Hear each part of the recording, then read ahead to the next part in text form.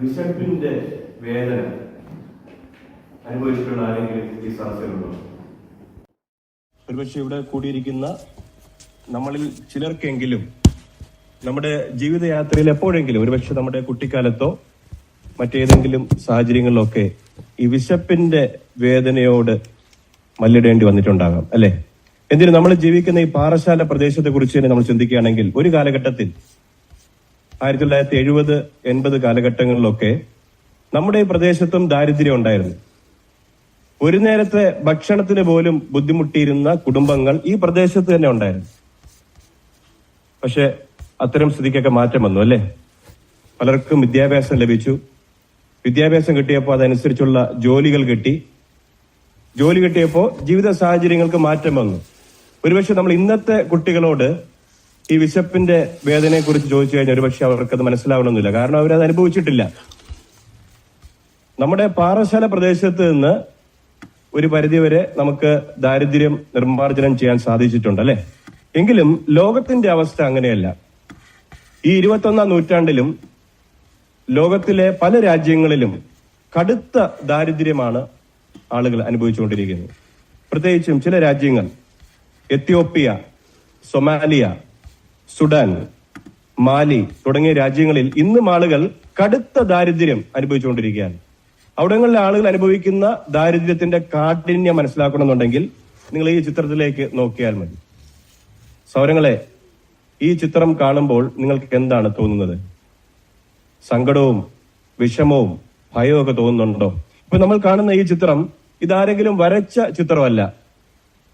Artificial intelligence എന്ന് പറയുന്ന സംവിധാനം ഉപയോഗിച്ചുകൊണ്ട് ഉണ്ടാക്കിയെടുത്ത ചിത്രവുമല്ല. ഇതൊരു യഥാർത്ഥ ചിത്രമാണ്. ഇന്ന് നമ്മൾ ഈ പറഞ്ഞ രാജ്യങ്ങളിൽ കൂടി സഞ്ചരിക്കുകയാണെങ്കിൽ ഇതുപോലെയുള്ള ആയിരക്കണക്കിന് കുഞ്ഞുങ്ങളെ അവിടങ്ങളിൽ നമുക്ക് കാണാനായിട്ട് സാധിക്കും. വികല പോഷണം എന്ന് പറഞ്ഞാൽ പോഷകപ്രദമായ ആഹാരം കിട്ടാതെ കഷ്ടപ്പെടുന്ന കുട്ടികൾ.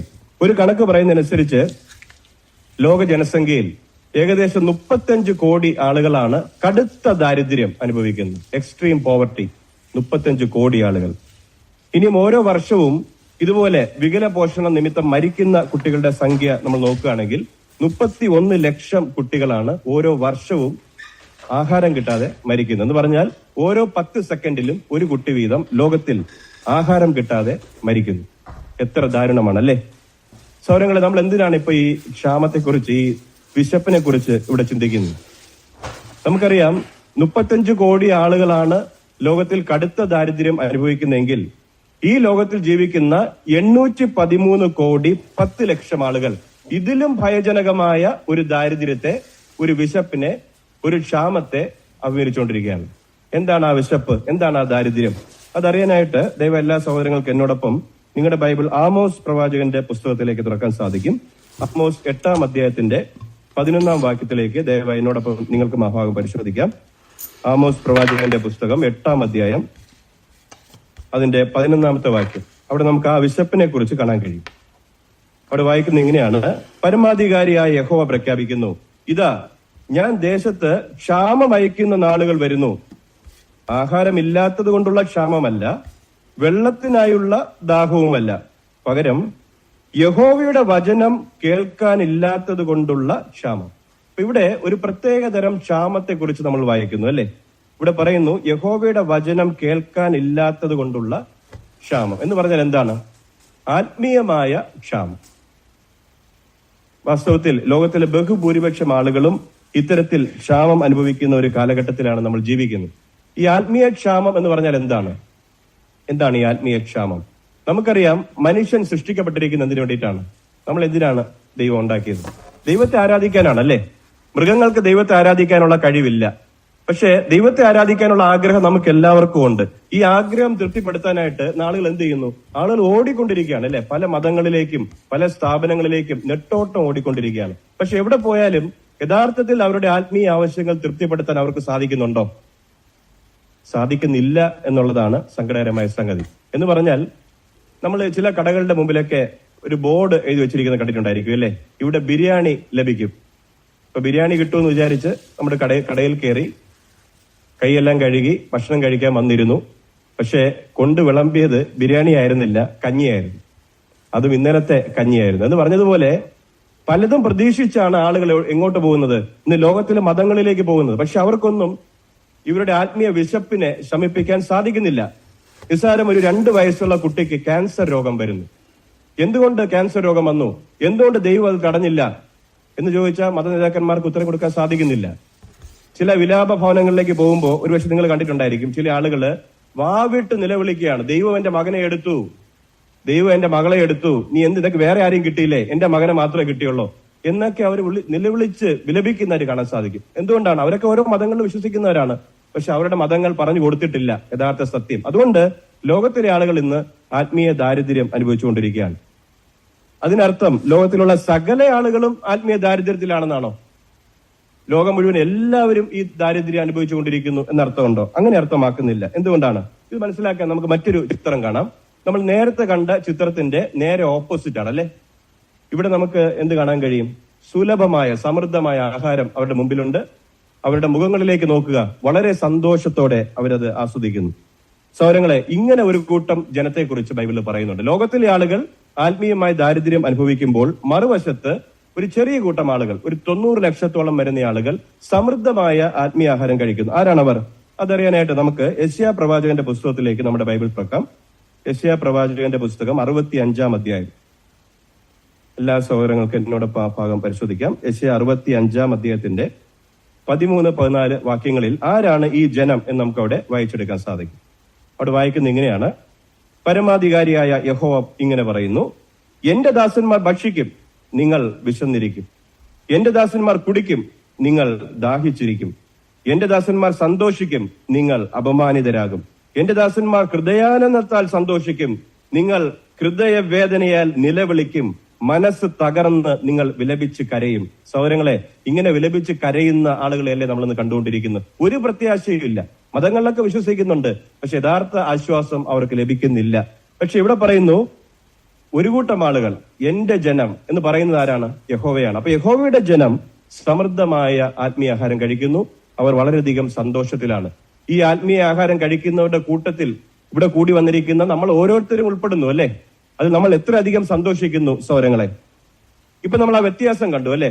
ലോകത്തിലെ ഒരു കൂട്ടം ആളുകൾ ആത്മീയമായ ദാരിദ്ര്യം അനുഭവിക്കുമ്പോൾ മറുവശത്ത് ഒരു 90 ലക്ഷത്തോളം വരുന്ന ആളുകൾ, അവർക്ക് പ്രശ്നങ്ങളുണ്ട്, ജീവിതത്തിൽ ബുദ്ധിമുട്ടുകൾ ഉണ്ടെങ്കിൽ പോലും സമൃദ്ധമായ ആത്മീയ ആഹാരം അവർ കഴിക്കുന്നു, അവർ സന്തോഷിക്കുന്നു എന്ന് നമ്മൾ കണ്ടു. ശരി, അങ്ങനെയാണെങ്കിൽ വാസ്തവത്തിൽ ഇതെല്ലാം സൂചിപ്പിക്കുന്ന എന്താണ്?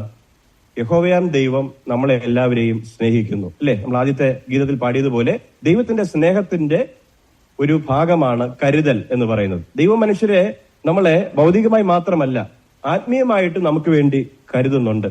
അപ്പൊ യഹോവ നമുക്ക് വേണ്ടി ചെയ്തു തന്നിരിക്കുന്ന ഈ കരുതലിനോട് നമുക്ക് എങ്ങനെ വിലമതിപ്പ് കാണിക്കാനായിട്ട് സാധിക്കും? അതാണ് നമ്മൾ ഈ പ്രസംഗത്തിലൂടെ പ്രധാനമായിട്ടും ചിന്തിക്കാൻ പോകുന്നത്.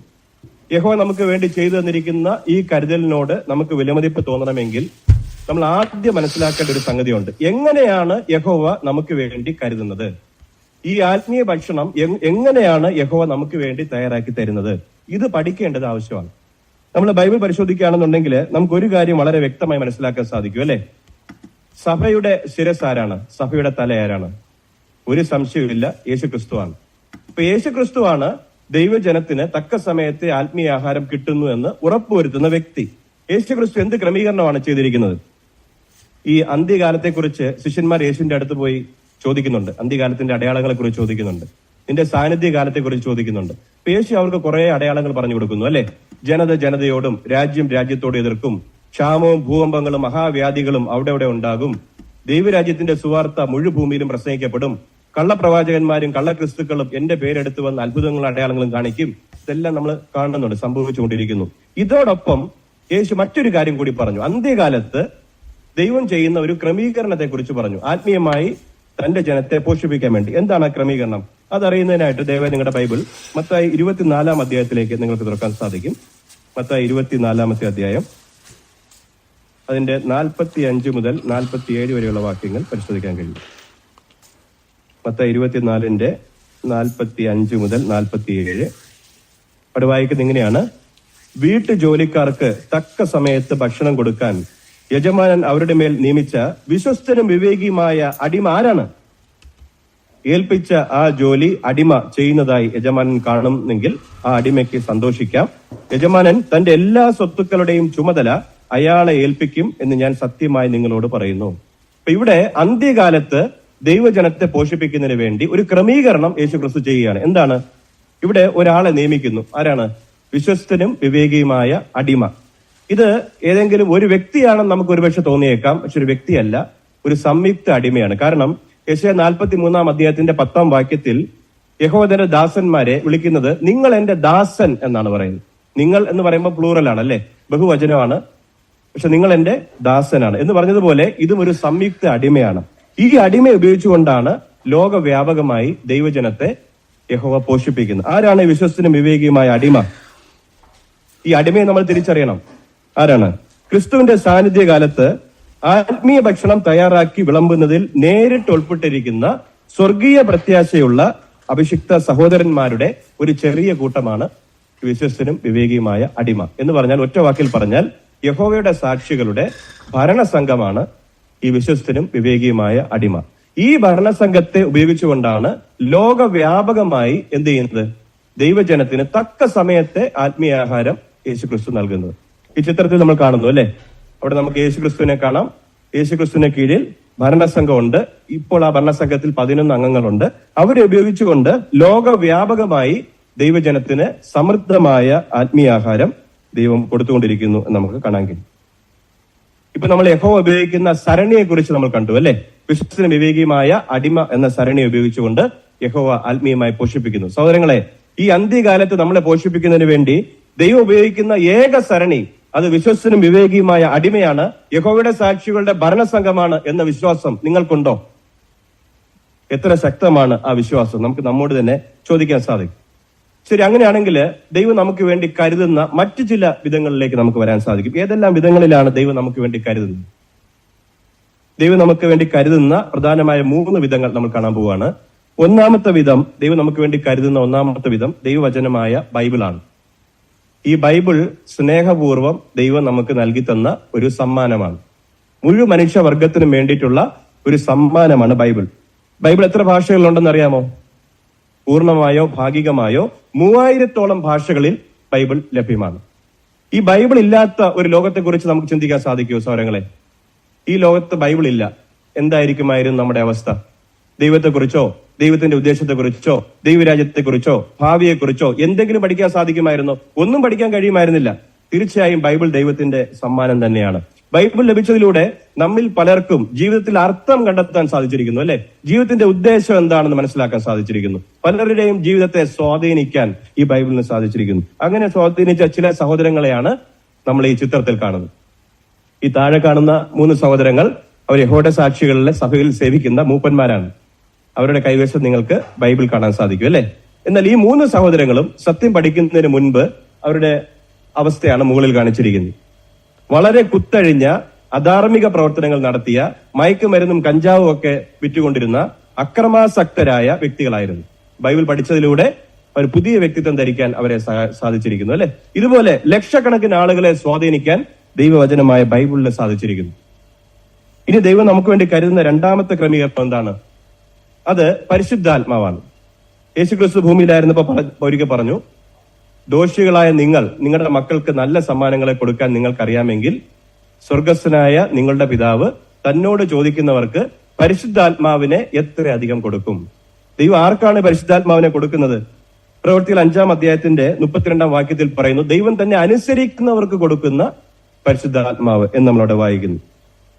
തീർച്ചയായും ഇവിടെ കൂടിയിരിക്കുന്ന നമ്മളെല്ലാവരും ഈ പരിശുദ്ധാത്മാവ് കിട്ടിയവരാണ് അല്ലെ. അതുകൊണ്ടാണ് നമുക്ക് പരസ്പരം സ്നേഹിക്കാനും സമാധാനത്തിലായിരിക്കാനും ഒക്കെ സാധിക്കുന്നത്. ഗലാത്യർ 5-ാം അധ്യായത്തിൽ ദൈവാത്മാവിന്റെ ഫലത്തെക്കുറിച്ച് നമ്മൾ വായിക്കുന്നു അല്ലെ. 9 കാര്യങ്ങൾ. ഈ 9 കാര്യങ്ങൾ പ്രകടിപ്പിക്കുന്നത് കൊണ്ടാണ് യഹോവയുടെ സാക്ഷികൾ ലോകവ്യാപകമായി ഒരു ആഗോള സഹോദര കുടുംബമായി മാറിയിരിക്കുന്നത്. സഹോദരങ്ങളെ, ഈ 240 ദേശങ്ങളിൽ വസിക്കുന്ന 90 ലക്ഷത്തിലധികമുള്ള യഹോവയുടെ സാക്ഷികൾ ഒരു കുടുംബമായി മാറിയിരിക്കുന്നത് പട്ടാളമോ പോലീസോ ശ്രമിച്ചത് കൊണ്ടല്ല. പിന്നെ എന്തുകൊണ്ടാണ്? ദൈവത്തിന്റെ പരിശുദ്ധാത്മാവാണ് അവരെ തോന്നിപ്പിക്കുന്നത്, അവരെ ആഗോളമായ ഒരു സഹോദര കുടുംബമായി നിർത്തിയിരിക്കുന്നത്. തീർച്ചയായിട്ടും എത്ര വലിയൊരു കരുതലാണ് അല്ലെ. ഇനി യഹോവ നമുക്ക് വേണ്ടി ചെയ്തു തന്നിരിക്കുന്ന 3-ാമത്തെ കരുതൽ എന്താണ്? 3-ാമത്തെ കരുതൽ ക്രിസ്തീയ സഭയിലെ മൂപ്പന്മാരാണ്. നമ്മൾ അടുത്ത ചിത്രത്തിലേക്ക് വരുമ്പോൾ ക്രിസ്തീയ സഭയിൽ നേതൃത്വം എടുക്കുന്ന മൂപ്പന്മാരെ കാണാൻ സാധിക്കും അല്ലെ. ഈ മൂപ്പന്മാരെ സംബന്ധിച്ച് എഫേസ്യർ 4 അധ്യായത്തിന്റെ 8 വാക്യത്തിൽ പറയുന്നത് മനുഷ്യ രൂപത്തിലുള്ള സമ്മാനങ്ങൾ എന്നാണ്. മനുഷ്യരാകുന്ന സമ്മാനങ്ങൾ, ദൈവം നമുക്ക് തന്നിരിക്കുന്ന സമ്മാനമാണ് ഈ ക്രിസ്തീയ സഭയിലെ മൂപ്പന്മാർ. അവരെന്ത് ചെയ്യുന്നു? സഭയിൽ മേൽനോട്ടം വഹിക്കുന്നു. അവർക്കെല്ലാം കുടുംബ ഉത്തരവാദിത്തങ്ങളുണ്ട്, ജോലിയുണ്ട്. പക്ഷെ അതിനിടയ്ക്ക് അവർ സമയം കണ്ടെത്തുന്നു. അവര് പൈസ പറ്റിയിട്ടല്ല അവര് ഈ സേവനം ചെയ്യുന്നത്, ശമ്പളത്തിന് വേണ്ടിയിട്ടല്ല, സ്വമനസ്സാലെ അവർ ദൈവജനത്തിന് വേണ്ടി ത്യാഗങ്ങൾ ചെയ്തുകൊണ്ട് ഈ വേല ചെയ്യുന്നു. തീർച്ചയായിട്ടും അവരുടെ സേവനത്തെ നമ്മൾ വിലമതിക്കുന്നു എന്ന കാര്യത്തിൽ യാതൊരു സംശയമില്ല. ഇപ്പൊ നമ്മള് 3 കരുതൽ കണ്ടു അല്ലെ. 1 ദൈവവചനമായ ബൈബിൾ, 2 പരിശുദ്ധാത്മാവ്, 3 ക്രിസ്തീയ സഭയിലെ മൂപ്പന്മാർ. ഇത് കൂടാതെ വിശ്വസ്തനും വിവേകിയുമായ അടിമ നമുക്ക് വേണ്ടി നൽകി തരുന്ന മറ്റു 3 കരുതലുകളുണ്ട്. ഏതൊക്കെയാണ് ആ 3 കരുതലുകൾ എന്ന് നമുക്ക് നോക്കാം. അതിൽ ഒരു കരുതൽ എന്ന് പറയുന്നത് നമ്മുടെ പ്രസിദ്ധീകരണങ്ങളാണ്. പ്രസിദ്ധീകരണങ്ങൾ കഴിഞ്ഞ 100 വർഷത്തിൽ കോടിക്കണക്കിന് പ്രസിദ്ധീകരണങ്ങളാണ് യഹോവയുടെ സാക്ഷികൾ അച്ചടിച്ച് ലോകവ്യാപകമായി വിതരണം ചെയ്തിരിക്കുന്നത്. കോടിക്കണക്കിന്. നമ്മുടെ കൈവശം ഇരിക്കുന്ന വീക്ഷാഗോപുരം മാസിക ഈ പ്രസംഗം കഴിഞ്ഞിട്ട് നമ്മൾ പഠിക്കാൻ പോവാണ്. 1879 മുതൽ കഴിഞ്ഞ 150 വർഷമായി 1 ലക്കം പോലും മുടങ്ങാതെ അച്ചടിച്ചുകൊണ്ടേയിരിക്കുന്നു. വിശ്വസ്തനും വിവേകിയും അടിമ എത്ര ആത്മാർത്ഥതയോടെയാണ് ആ പ്രവർത്തനം ചെയ്തുകൊണ്ടിരിക്കുന്നത് നോക്കുക. അതുപോലെ നമ്മുടെ കുടുംബങ്ങൾക്ക് വേണ്ടിയുള്ള പുസ്തകങ്ങൾ, കുട്ടികൾക്ക് വേണ്ടിയുള്ള പുസ്തകങ്ങൾ, നിരവധി പുസ്തകങ്ങൾ നമുക്ക് വേണ്ടി തയ്യാറാക്കിയിട്ടുണ്ട് അല്ലെ. അതുപോലെ നമുക്കെല്ലാം പരിചയമുള്ള വെബ്സൈറ്റ് jw.org വെബ്സൈറ്റ് അല്ലെ.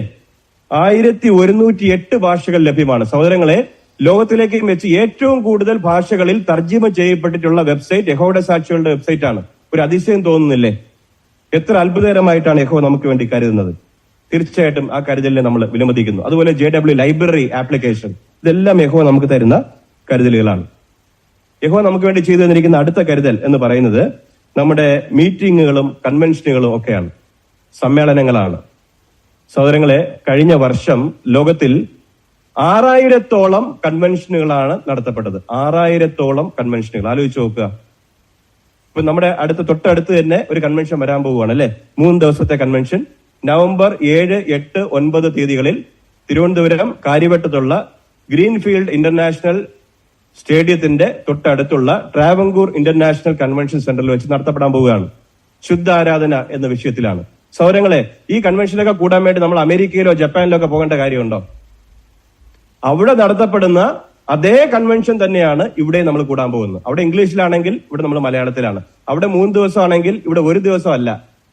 അപ്പൊ യഹോവയുടെ സാക്ഷികളുടെ ഭരണസംഘം ഒരു മുഖപക്ഷവും കാണിക്കാതെ എല്ലാ ജനങ്ങൾക്കും ഒരുപോലെ ഈ ആത്മീയ വിദ്യാഭ്യാസം നൽകിക്കൊണ്ടിരിക്കുന്നതായിട്ട് നമ്മൾ കാണാനായിട്ട് സാധിക്കും. അപ്പൊ 2ാമത്തെ ക്രമീകരണം ഈ കൺവെൻഷനുകളാണ്. 3ാമതായി യഹോവ വിശ്വസ്തനും വിവേകിയും അടിമയിലൂടെ നമുക്ക് വേണ്ടി ചെയ്തിരിക്കുന്ന 3ാമത്തെ ക്രമീകരണം സഞ്ചാര മേൽവിചാരകന്മാരാണ്. ഒരുപക്ഷെ സഹോദരങ്ങൾ കണ്ടിട്ടുണ്ടാവും, ഇവിടെ കൂടി നിന്നിരിക്കുന്ന പുതിയവർ ഒരുപക്ഷെ ശ്രദ്ധിച്ചിട്ടുണ്ടാകും. കഴിഞ്ഞ മാസം നമുക്കൊരു വിസിറ്റ് ഉണ്ടായിരുന്നു, സഞ്ചാര മേൽവിചാരകന്റെ സന്ദർശനം. ഇതുപോലെയുള്ള അടുത്ത ചിത്രത്തിലേക്ക് നമ്മൾ പോകുമ്പോൾ നമുക്ക് ഇത് കാണാൻ സാധിക്കും. ഈ സഞ്ചാര മേൽവിചാരകന്മാർ ഉപയോഗിച്ചുകൊണ്ട് ലോകവ്യാപകമായി 100 കണക്കിന് സഞ്ചാര മേൽവിചാരകന്മാർ ഉപയോഗിച്ചുകൊണ്ട് യഹോവ നമ്മളെ ആത്മീയമായി പോഷിപ്പിച്ചുകൊണ്ടിരിക്കുകയാണ്. ഈ സഞ്ചാര മേൽവിചാരകന്മാർ എന്താണ് ചെയ്യുന്നത്? അവർ സഭകളിലേക്ക് വരുന്നു, സഭകളെ പരിശോധിക്കുന്നു, എന്തുറപ്പ് വരുത്തുന്നു? വിശ്വസ്തനും വിവേകിയുമായ അടിമ, യഹോവയുടെ സാക്ഷികളുടെ ഭരണസംഘം തയ്യാറാക്കി കൊടുക്കുന്ന ആത്മീയ ഭക്ഷണം ഈ സഭയിൽ കിട്ടുന്നുണ്ടോ, പാറശാല സഭയിൽ കിട്ടിയോ എന്ന് ഉറപ്പുവരുത്തേണ്ട ഉത്തരവാദിത്വം സഞ്ചാര മേൽവിചാരകന്മാർക്കാണ്. അതുകൊണ്ടാണ് അവര് ഭരണസംഘത്തിന്റെ നേരിട്ടുള്ള പ്രതിനിധികളായി പ്രവർത്തിക്കുന്നത്. എത്ര വലിയൊരു കരുതലാണെന്ന് നോക്കുക. അപ്പൊ ഈ വിധങ്ങളിലെല്ലാം യഹോവ നമുക്ക് വേണ്ടി കരുതൽ കാണിക്കുന്നു. അങ്ങനെയാണെങ്കിൽ ഇനിയാണ് പ്രധാനപ്പെട്ട ചോദ്യത്തിലേക്ക് നമ്മൾ വരുന്നത്. യഹോവ ചെയ്തിരിക്കുന്ന ഈ കരുതലുകളോട് നമുക്കെങ്ങനെ വിലമതിപ്പ് കാണിക്കാനായിട്ട് സാധിക്കും? നമുക്ക് എങ്ങനെ ഇതിൽ നിന്ന് പ്രയോജനം നേടാനായിട്ട് കഴിയും? 2 വിധങ്ങളാണ് നമ്മൾ ശ്രദ്ധിക്കാൻ പോകുന്നത്. ഒരു വിധം എന്ന് പറയുന്നത് യഹോവ നമുക്ക് വേണ്ടി നൽകി തന്നിരിക്കുന്ന കരുതലുകൾ നന്നായി ഉപയോഗിക്കുക, പൂർണ്ണമായും പ്രയോജനപ്പെടുത്തുക എന്നുള്ളതാണ്. നമ്മൾ ഈ സാധാരണ വീടുകളിലൊക്കെ ആയിരിക്കുമ്പോൾ ഈ മാതാപിതാക്കളും കുട്ടികളൊക്കെ ഒരുമിച്ചിരുന്ന് ഭക്ഷണം കഴിക്കും അല്ലെ. ഒരുപക്ഷെ ഇന്ന് മീറ്റിംഗിന് ശേഷം നിങ്ങൾ ഫാമിലിയൊക്കെ ആണെങ്കിൽ ഒരുമിച്ചിരുന്ന് ഭക്ഷണം കഴിക്കാറുണ്ട് അല്ലെ. അപ്പൊ ഈ ഭക്ഷണം കഴിക്കുന്ന സമയത്ത് ഈ മാതാപിതാക്കൾ കുട്ടികളോട് ഒരു കാര്യം പറയും. എന്തു പറയും? മോനെ, മോളെ, എന്ത് ചെയ്യരുത്? ഭക്ഷണം വേസ്റ്റ് ആക്കരുത്, ഒരു ചോറ് പോലും കളയരുത്, ഒരു അരി പോലും കളയരുത്. ഇപ്പൊ മീനൊക്കെ കഴിക്കുകയാണെങ്കിൽ എന്ത് പറയും? മീന്റെ മുള്ളും കൂടെ കഴിക്കാൻ പറയും അല്ലെ. കാരണം മുള്ളിലാണ് കാൽഷ്യം ഉള്ളത്, കൂടെ കഴിക്കാൻ പറയും. കാരണം എന്താണ്? മാതാപിതാക്കൾക്ക് അറിയാം ആ ഭക്ഷണം എങ്ങനെയാണ് മേശപ്പുറത്തെത്തിയത്, അതിന്റെ വില എന്താണെന്ന് മാതാപിതാക്കൾക്ക് അറിയാം. അതുകൊണ്ട് കുട്ടികളെ പരിശീലിപ്പിക്കും. ഒരു അരി പോലും, ഒരു ചോറ് പോലും കളയാൻ പാടില്ല എന്ന് പറയും അല്ലെ. സഹോദരങ്ങളെ, ആത്മീയ ഭക്ഷണത്തിന്റെ കാര്യത്തിൽ എങ്ങനെയാണ്? ഭൗതിക ഭക്ഷണം നമ്മൾ കളയുന്നില്ല. ഈ ആത്മീയ ഭക്ഷണം സംഘടന നമുക്ക് തയ്യാറാക്കി തരുമ്പോൾ ഒന്നുപോലും നഷ്ടപ്പെടുത്താതെ പൂർണ്ണമായും നമ്മൾ ഈ ആത്മീയ ആഹാരം കഴിക്കുന്നുണ്ടോ? ഇന്ന് ഞായറാഴ്ച ദിവസം ഇത് കഴിക്കാൻ വേണ്ടി നമ്മൾ എല്ലാവരും കൂടി വന്നിരിക്കുന്നു അല്ലെ. പക്ഷേ വ്യാഴാഴ്ച ദിവസം വൈകിട്ട് 5:30 മണിക്ക് ഇതേ രാജ്യ ഹാളിൽ ആത്മീയ ഭക്ഷണം കൊടുക്കുന്നുണ്ട്. ആ ആത്മീയ ഭക്ഷണം നമ്മൾ കഴിക്കുന്നുണ്ടോ അതോ വേസ്റ്റ് ആക്കി കളയുന്നുണ്ടോ?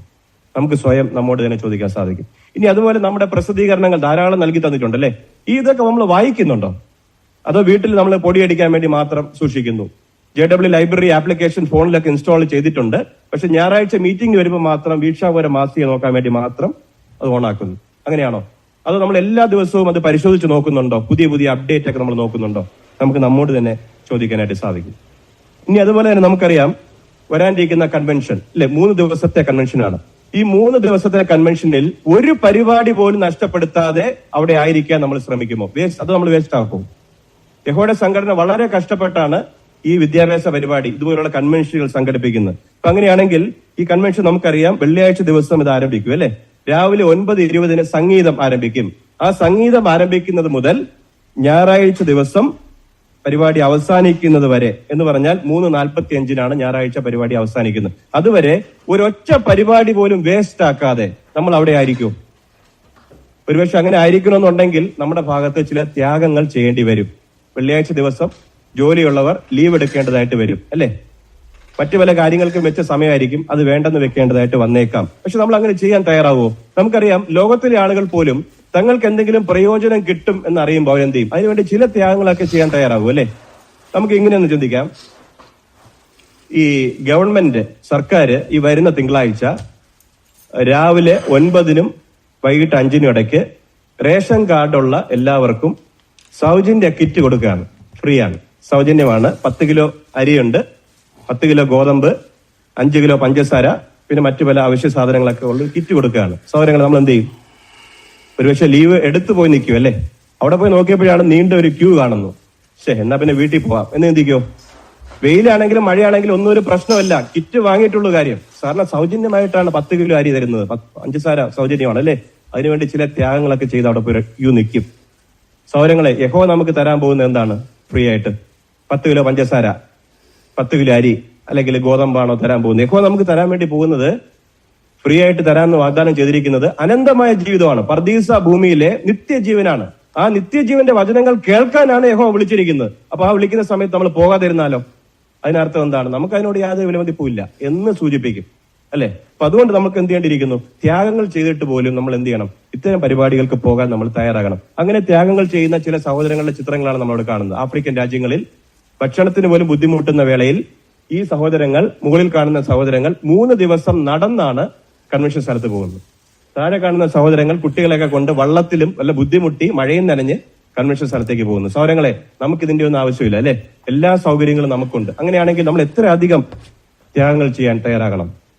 നമുക്ക് നമ്മോട് തന്നെ ചോദിക്കാൻ സാധിക്കും. ഒരുപക്ഷെ നമ്മൾ ചിന്തിക്കും, ഞാൻ ഇങ്ങനെ സമ്മേളനത്തിനൊക്കെ പോയി കഴിഞ്ഞാൽ എന്റെ കുടുംബത്തിന്റെ അവസ്ഥ എന്താകും, എന്റെ ജോലിയുടെ കാര്യം എന്താകും എന്നൊക്കെ ഒരുപക്ഷെ നമ്മൾ ചിന്തിച്ചേക്കാം. അങ്ങനെ ഭയപ്പെടേണ്ട ആവശ്യമുണ്ടോ? അതിന്റെ ആവശ്യമില്ല. കാരണം ഇസ്രായേൽ ജനത്തോട് ദൈവം വർഷത്തിൽ 3 പ്രാവശ്യം യെരുശലേമിൽ ആരാധനയ്ക്ക് പോകാൻ പറഞ്ഞിരുന്നു. അവരുടെ ഭാര്യമാരെയും കുട്ടികളെയൊക്കെ കൊണ്ട് നടന്നു പോകണമായിരുന്നു. അപ്പൊ അവർ ചോദിച്ചു ഒരു ചോദ്യം, ഞങ്ങൾ ഇങ്ങനെയൊക്കെ പോയി കഴിഞ്ഞാൽ വീടും വസ്തുക്കളൊക്കെ ആരെങ്കിലും കൊള്ളയടിച്ചിട്ട് പോകത്തില്ലയോ എന്ന് ചോദിച്ചു. അപ്പൊ യഹോവ അവർക്കൊരു മറുപടി കൊടുക്കുന്നു. എന്താണ് നമുക്ക് നോക്കാം. ദയവായി പുറപ്പാട് പുസ്തകത്തിലേക്ക് നിങ്ങളുടെ ബൈബിൾ തുറക്കാം. പുറപ്പാട് 34:24 വാക്യം. പുറപ്പാട് 34:24. അവിടെ യഹോവ അവരോട് പറയുന്നു, ഞാൻ ജനതകളെ നിന്റെ മുമ്പിൽ നിന്ന് ഓടിച്ചു കളഞ്ഞ് നിന്റെ പ്രദേശം വിസ്തൃതമാക്കും. മാത്രമല്ല വർഷത്തിൽ 3 പ്രാവശ്യം നീ നിന്റെ ദൈവമായ യഹോവയുടെ മുഖം ദർശിക്കാൻ പോകുമ്പോൾ ആരും നിന്റെ ദേശം മോഹിക്കുകയില്ല. ആ യഹോവയ്ക്ക് മാറ്റം വന്നിട്ടില്ല. അപ്പൊ യഹോവ പറയുന്നത് എന്താണ്? ഇന്നും യഹോവ പറയുന്നത് എന്താണ്? ഒന്നാമത് ദൈവരാജ്യം അന്വേഷിച്ചാൽ നിങ്ങളുടെ അടിസ്ഥാന ഭൗതിക ആവശ്യങ്ങൾ ഞാൻ നടത്തി തരാം എന്ന് യഹോവ പറഞ്ഞിരിക്കുകയാണ്. ആ യഹോവയിൽ നമുക്ക് വിശ്വാസം ഉണ്ടെങ്കിൽ നമ്മൾ ഒന്നും വകവയ്ക്കില്ല. ജോലി പോയാൽ പോട്ടെ എന്ന് വിചാരിച്ച് നമ്മളിവിടെ പോകും. കൺവെൻഷൻ സ്ഥലത്ത് കൂടി എത്താൻ നമ്മൾ ശ്രമിക്കും. നമുക്ക് നമ്മോട് തന്നെ ചോദിക്കാൻ സാധിക്കും. അപ്പൊ ഇങ്ങനെ ഒന്നും വേസ്റ്റ് ആക്കാതെ യഹോവ നമുക്ക് നൽകി തരുന്ന ഈ ആത്മീയ ഭക്ഷണം നമുക്ക് കഴിക്കാൻ സാധിക്കും. രണ്ടാമത്തെ വിധം എന്ന് പറയുന്നത്, യഹോവയുടെ കരുതലുകളോട് വിലമതിപ്പ് കാണിക്കാൻ കഴിയുന്ന രണ്ടാമത്തെ വിധം, വിമർശന മനോഭാവം ഒഴിവാക്കുക, പരാതിയുടെ ആത്മാവ് ഒഴിവാക്കുക. പുരാതന ഇസ്രായേലിൽ അങ്ങനെ ഉണ്ടായിരുന്നു അല്ലെ.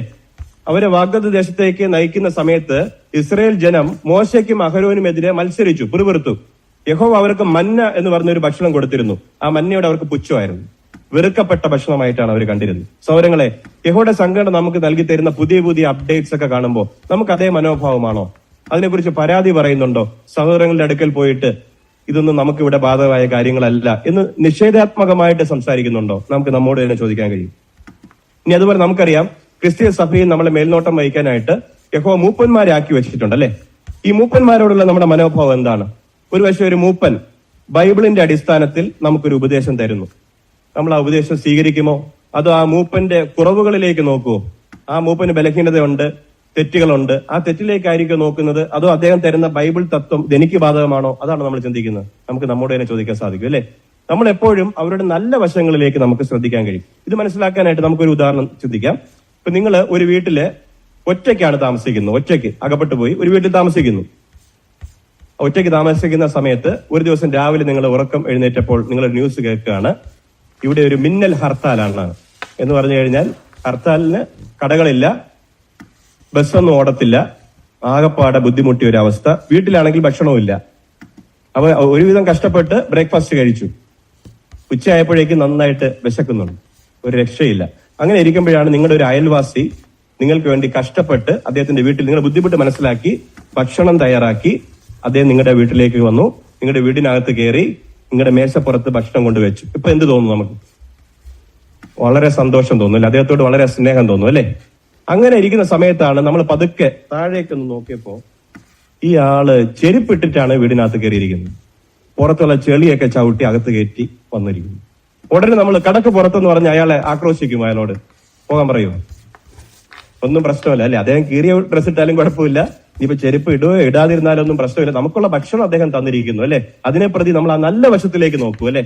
ഇതുപോലെ നമ്മുടെ മേൽവിചാരന്മാർ നമുക്ക് ചില ബുദ്ധിപദേശങ്ങൾ നൽകുമ്പോൾ നൽകിയ വിധം ശരിയായില്ല എന്ന് പറഞ്ഞ് തള്ളിക്കളയുന്നതിന് പകരം നമുക്ക് എന്ത് ചെയ്യാൻ കഴിയും? നമുക്ക് സന്തോഷത്തോടെ അതിനെ നമുക്ക് സ്വീകരിക്കാനായിട്ട് സാധിക്കും. അങ്ങനെ ചെയ്യുമ്പോൾ നമ്മൾ യഥാർത്ഥത്തിൽ യഹോവയുടെ കരുതലിനോട് വിലമതിപ്പുള്ളവരാണ് തെളിയിക്കുകയാണ് ചെയ്യുന്നത്. അതുകൊണ്ട് നമുക്ക് എന്ത് ചെയ്യാം സഹോദരങ്ങളെ? ഈ പ്രസംഗത്തിൽ കേട്ടതുപോലെ യഹോവയുടെ മേശയിൽ നിന്ന് ഭക്ഷിക്കുന്ന കാര്യത്തിൽ ഉത്സാഹമുള്ളവരായിരിക്കാനായിട്ട് സാധിക്കും. നമ്മൾ ചിന്തിക്കേണ്ട ഒരു സംഗതി, സമൃദ്ധമായ ആത്മീയ ആഹാരമാണ് യഹോവ നമുക്ക് വേണ്ടി നൽകി തന്നുകൊണ്ടിരിക്കുന്നത്, അല്ലെ? അപ്പൊ അതുകൊണ്ട് ഈ ആഹാരം ഇവിടെ കിട്ടുമ്പോൾ മറ്റു ഉറവുകളിലേക്ക് പോകേണ്ട കാര്യമുണ്ടോ? ഇന്ന് പല ആളുകളും യൂട്യൂബിലേക്കും ഫേസ്ബുക്കിലേക്കും മറ്റു ഉറവുകളിലേക്കും പോയി അവിടെ ഈ പ്രചാരകരൊക്കെ വേറെ ആളുകളൊക്കെ എന്തൊക്കെ പറയുന്നു അത് കേട്ട് അതിനുവേണ്ടി സമയം മാറ്റിവെക്കുന്നു. അതിന്റെ ആവശ്യമുണ്ടോ? അതിന്റെ ആവശ്യമില്ല. കാരണം യഹോവ നമുക്ക് പോഷകപ്രദമായ ആത്മീയ ആഹാരമാണ് തന്നുകൊണ്ടിരിക്കുന്നത്, അല്ലെ? ഒരു വ്യക്തി പറയാണ്, ഞാൻ 100% പോഷകാഹാരമാണ് കഴിക്കുന്നത്, പക്ഷെ അല്പം വിഷം കൂടി കഴിക്കുന്നു ഡെയിലി, അതും ചെറിയ ഡോസിൽ അല്പം വിഷം കഴിക്കുന്നു. എന്തായിരിക്കും സംഭവിക്കുക? കുറച്ച് കഴിയുമ്പോൾ അല്പം വിഷമാണെങ്കിലും വിഷം തന്നെയാണ്, അല്ലെ? അതുകൊണ്ട് നമുക്ക് എന്ത് ഒഴിവാക്കാൻ സാധിക്കും? ഒരേ സമയം നമുക്ക് യഹോവയുടെ പാനപാത്രവും ഭൂതങ്ങളുടെ പാനപാത്രവും കുടിക്കാൻ സാധിക്കില്ല. 1:10-21 നമ്മൾ വായിക്കുന്നു, അല്ലെ? ഒരേ സമയത്ത് യഹോവയുടെ മേശയിലും ഭൂതങ്ങളുടെ മേശയിലും പോകാനും കഴിയില്ല, ഭക്ഷിക്കാനും കഴിയില്ല. അപ്പൊ യഹോവയുടെ മേശയിൽ നിന്ന് മാത്രം ഭക്ഷിക്കാൻ നമുക്ക് തീരുമാനമെടുക്കാം.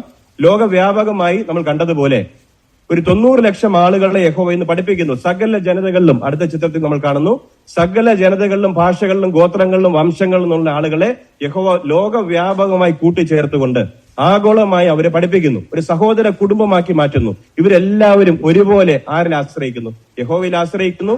യഹോവ ഉപയോഗിക്കുന്ന ഏക സരണി വിശ്വസന വിവേകിയുമായ അടിമയാണെന്ന് വിശ്വസിക്കുന്നു. യഹോവയുടെ സാക്ഷികളുടെ ഭരണസംഘത്തിൽ അവർ അടിയുറച്ച് വിശ്വസിക്കുന്നു.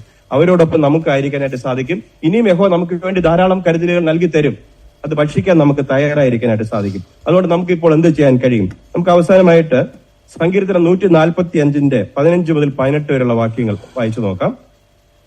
സങ്കീർത്തനം 145 15 മുതൽ 18 വരെയുള്ള വാക്യങ്ങൾ. ആ വാക്കുകൾക്ക് ചേർച്ചയിലായിരിക്കട്ടെ നമ്മുടെ തീരുമാനം.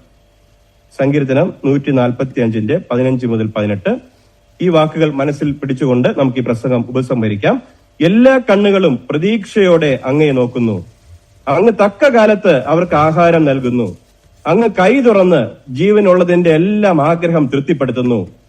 യഹോവ തന്റെ വഴികളിലെല്ലാം നീതിമാൻ, താൻ ചെയ്യുന്നതിലെല്ലാം വിശ്വസ്തൻ. തന്നെ വിളിച്ചപേക്ഷിക്കുന്ന എല്ലാവർക്കും, അതെ, ആത്മാർത്ഥതയോടെ തന്നെ വിളിച്ചപേക്ഷിക്കുന്ന സകലർക്കും യഹോവ സമീപസ്ഥൻ. Thank you.